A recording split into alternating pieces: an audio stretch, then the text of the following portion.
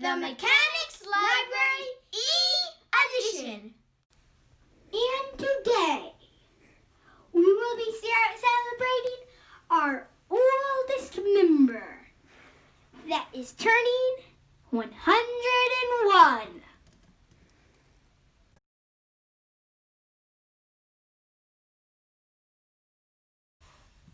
She's almost as old as the bristlecone pines we talked about in our latest video. And today, we will ask Grandma questions about one thing that happened to Grandma in every decade of her life. When were you born, Grandma? I was born on August 29, 1919, 100 years ago. Can you tell us something about your early childhood? I can remember some things in the first 10 years. Grandma, can you tell us the doll story? That happened in the first 10 years. We were escaping from Shanghai, where we lived, because of the communists there, and we were in a houseboat that wanted to stop before the place we were supposed to stop. So we bedded down for the night, and during the night, my mother felt the boat shaking, and men came on the boat. They had bandanas over their faces, but it wasn't the COVID-19 kind. They were to hide their faces. So people didn't recognize them? What? So people didn't recognize them? That's exactly right. And they made us go to the edge of the boat, and then they picked up all the planks that were the floor of the boat. Our luggage was under there.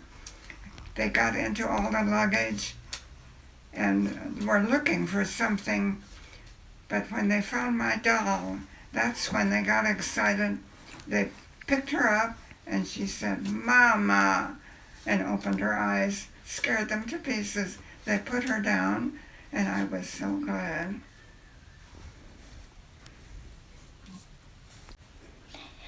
Can you tell us about something that happened between when you were 10 and 20? Let me think. We moved back to China, and I know. I went to high school in Korea because my parents felt that was the best high school around. My father took me there, and I stayed until Christmas, but I didn't come home at Christmas.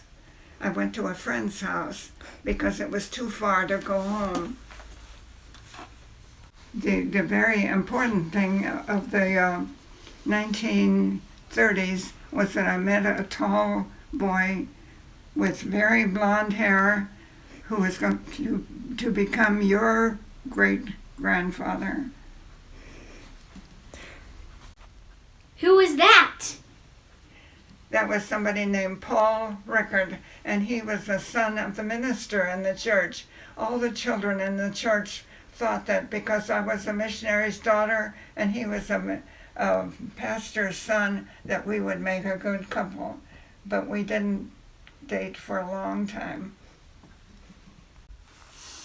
When did you get married?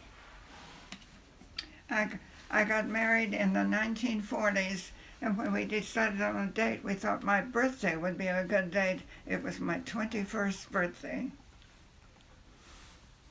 There was a crazy habit in those days that when couples got married, their friends would chase them away from the church. And so as we were going away, we noticed the car lights behind us, and we thought that must be somebody chasing us. So my brother, who was driving our car, sped up, and he didn't know that the road had a T-turn. In other words, when we got to the turn, you could only turn right or left. You couldn't go ahead. And he went right straight ahead anyway, and we landed in a ditch. And then we went finally somebody came by and took us to the place where our car was parked. And when we got that car started, there was a smoke bomb in it.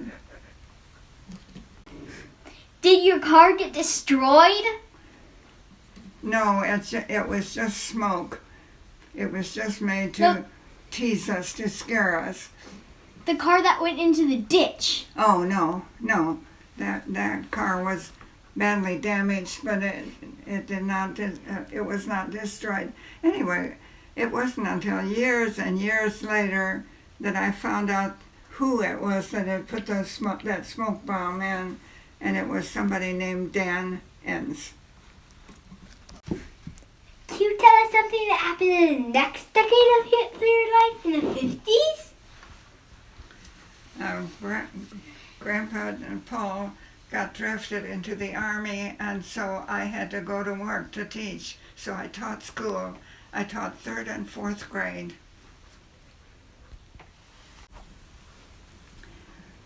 We were living in Shafter at the time, and that's where we met the Siemens, who became our very, very best friends. We had Don, and they had a boy named Dale that they became good friends. And then they had another boy named Mark, and then we had another boy named Ed, and they became good friends. And then we each had another boy, third boy, both of us. We had Norman, and they had Brian, who they became good friends. So we visited each other all that 10 years. Wherever we were, we would go visit each other. We even went on a big trip together, and in those days we didn't have cell phones, and so if the car in front decided to stop somewhere, we couldn't communicate with the ones in back, so we would write it on a big piece of paper and put it in the rear window for the back car to see. What types of things did you write? Oh, the ordinary things like stop for the restroom or time to eat or something like that. Oh. Another important part of my life was when Paul was drafted into something called civilian public service, which was something instead of the army, because he did not want to kill anybody in the war. So he was sent up to a camp, what used to be a forestry camp. It was what used to be a CCC camp, and they did forestry work. They fought fires, and they replanted where there had been fires. Anyway, we moved up there then. I lived in Placerville, and he lived in the camp, which was up in the hills about 20 miles away. Grandma, what happened when you were around the 50s and the 60s? I was a at-home mother until all the boys were in school, and then I started teaching, and I would finish a year for other people who quit in the middle of the year. I did that in Shafter when Paul was drafted, and I did that in Porterville. I taught one place in Porterville, and I also taught in Pixley. Eventually, Paul became superintendent of the school in Pixley, and then I think that was when I was in the 50s. The Pixley job was a strange sort of job, because Paul was the superintendent, and they had a policy that the wives could not teach in the same school. But there was a class for what they used to call retarded children. In other words, they had learning problems, and I was given that class. So I was teaching in the same school, but I was not teaching football. I would attend the teachers' meetings, but I was not under him. So it was sort of an odd situation. The strange thing is that I had taught there years ago as a substitute teacher, so I was not totally unfamiliar with the place. Eventually, Paul decided to go back to school and earn his doctorate at USC. And so I went back to teaching full-time. Originally, I taught in various schools, but finally, I was trying to get a job in Tulare, where we were living at the time, and the only job that was open was the first grade, and I had never taught first grade before. I was interviewing with the principal, and he said that there was this first grade opening, and I said, I can't do that. And he said, I'll bet you can. And so I took the job, and it was the most rewarding job. I liked it very much. When Paul decided to go to back for his doctorate, we moved to Riverside into an apartment, and that's where I taught another first grade. And that was a great job because there were 2 other first grade teachers, and we made sort of a team that we would do things together. And I enjoyed that year very much. When he finished that job, when he finished his doctorate, he got a job in Morgan Hill, California, near San Jose, and we moved up there, and there again, he got a job as an assistant superintendent in a big school district, but again, the wives were not allowed to teach as a regular job. They could substitute, but they couldn't hold a job. So I got a job in Gilroy, which was just north of Morgan Hill. That's where I taught until I retired from teaching when I was about 57. While I was teaching, during that year I had a mild heart attack, not the kind where you go to the hospital. It was just, I felt miserable for quite a while, and when I went to the doctor, he said, you have had a heart attack. And so I took a leave from school, and another person substituted for me. When I came back, I decided to just go half-time, and she took the other half until I retired. The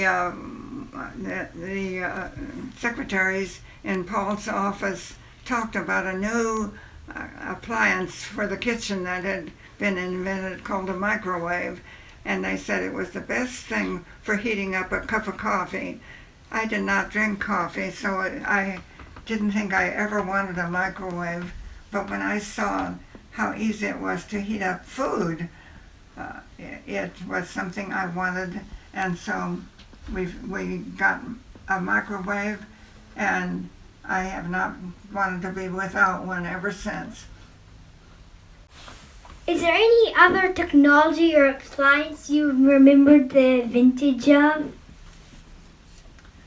Well, cell phones were not available then, and when they came in, other people seemed to have them, and I at first didn't think I wanted one, but eventually I saw how handy it was. A friend of mine had her son coming from another town to their place, to them, and they didn't even know where they were going to meet. They just left, and they kept communicating with their cell phone, and they met somewhere in between the two places, and they said, "Oh yeah, I can see you now." And the other car was just driving into the parking lot of a service station. And I thought, well, that's really handy. So eventually I got one, and it's taken me a while to get used to them. It sounded like you changed jobs a lot. Did you enjoy doing that? Not really, but I really wanted to stay home with the boys. Paul worked in Morgan Hill until he retired when he was 62, I believe. He had 3 years of wonderful retirement where we traveled a lot, and I didn't teach during that time anymore. I had already retired. Then he began being very, very forgetful, and when we went to the doctor, we found out that he had a brain tumor, and within 3 months after that, sadly, he died. And I lived by myself for 16 years. After 2 years, I moved from Morgan Hill to Clovis, and from there to Fresno. So when did your book Xiao Xiao got written? Yes, Xiao Xiao. I went to a writing class during the time that I lived in in Fresno. I had moved to Fresno from Clovis, and during that time, I took a writing class. And one day, we had gone to New York to visit Don and Tutty, and they had a neighbor with a Chinese girl whose name was Xiao Xiao, and I thought that was very interesting. She had a Chinese mother and an American father, and so when I was taking this writing class, I wrote one short story about Xiao Xiao, and I thought, I don't know where this is leading to, but we'll see. So I kept on writing during that time I was taking that class, and finally Norman is going to print that book for me. What does Xiao Xiao mean? It means little. It's sort of a pet name kind of thing, like a mother will say baby for a child or something like that, and Chinese might say Xiao Xiao. I began, after 16 years by myself, I married a man named Dan Enns. You remember the name from before? He was the guy that put the bomb in the car when Paul and I were married.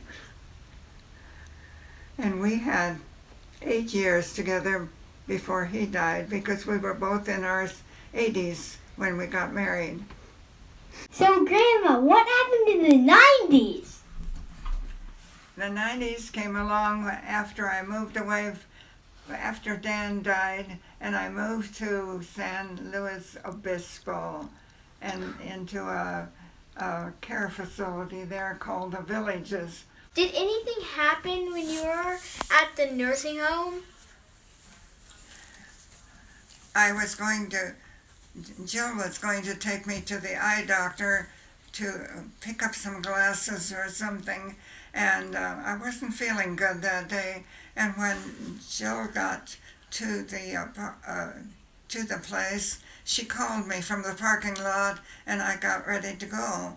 As I got out of the house, I dropped the package that I was holding, and I leaned down and picked it up, and I dropped it right back out again. It slid right out of my hand, and I didn't know what was happening. And Jill thought it was taking too long, so she came and checked on me, and she said, "Grandma, you're having a stroke." And by that time, I couldn't even see anymore, and she took me out to the car, and Sadie and Weston were in the car, and Jill called the ambulance, and they took me to the hospital. I recovered from the stroke very well, for which I really thank God, because I've seen so many people who did not recover very well. I did not lose the use of my arms or my legs. So anyway, here I am.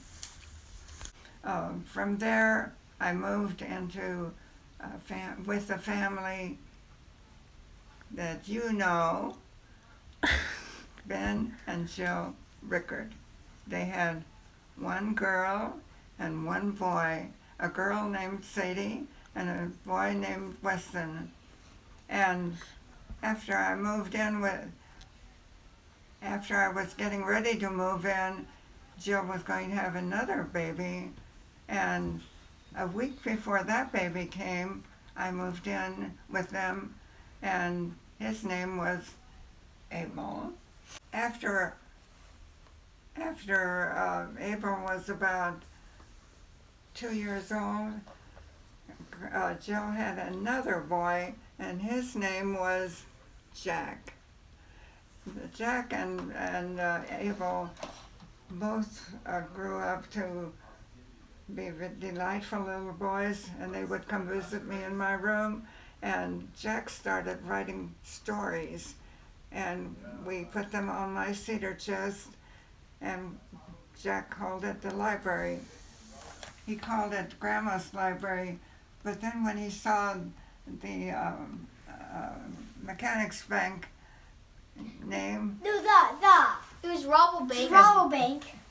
when he saw Rabobank change to Mechanics, he liked that name, so he changed the library to Mechanics Library, and that's the way it started.